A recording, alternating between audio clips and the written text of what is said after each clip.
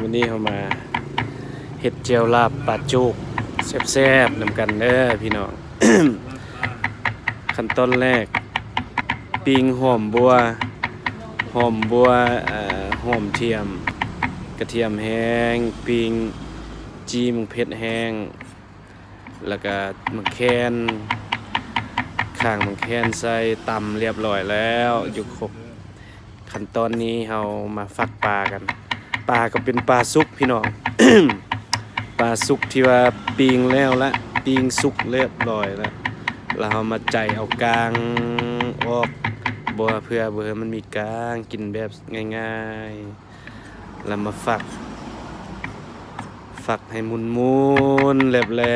บๆเพื่อว่าให้รสชาติมันซึมเข้าไปตำใส่เครื่องหอมเนื้อปลาหลังจากฝักเสร็จเรียบร้อยแล้วเราก็ลงไปใส่ครกที่ว่าเครื่องหอมที่ว่าเกียมตำไปแล้วหอมตำไปเข้าไปให้มันเข้ากันแหละพี่น้องตำไปเรื่อยๆมันจะเป็นสีนี้ในเมื่อ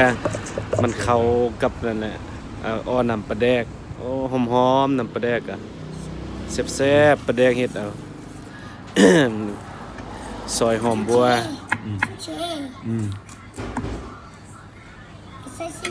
ใส่เข้าไปเอาลงไป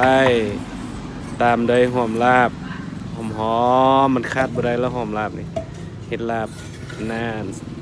หลังจากที่ว่าซีมพอรสชาติมันได้แล้วก็เรียบร้อยแล้วขวดสิจ้อยสำเร็จแล้วหน้าตามันออกมาแบบนี้โอ้น่าแซ่บหลายพี่น้องลองไปเฮ็ดเด้อสูตรนี้เพราะว่ายังบ่ได้เฮ็ดทุกขั้นตอนนะพี่น้องเบิ่ง ถ้าถึกใจก็กดไลค์กดแชร์ให้เด้อทุกคนเรียบร้อยแล้วหน้าตาออกมาโอ้คักหลายน่าแซ่บตกแต่งดีมาเ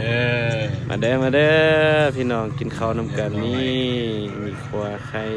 ทอดไข่แกงปลาต้มใส่ส้มนี่เมนูนี้ที่ว่าเฮ็ดพันมากับเผ็ดดิบหอมๆเผ็ดคักหลายแซ่บ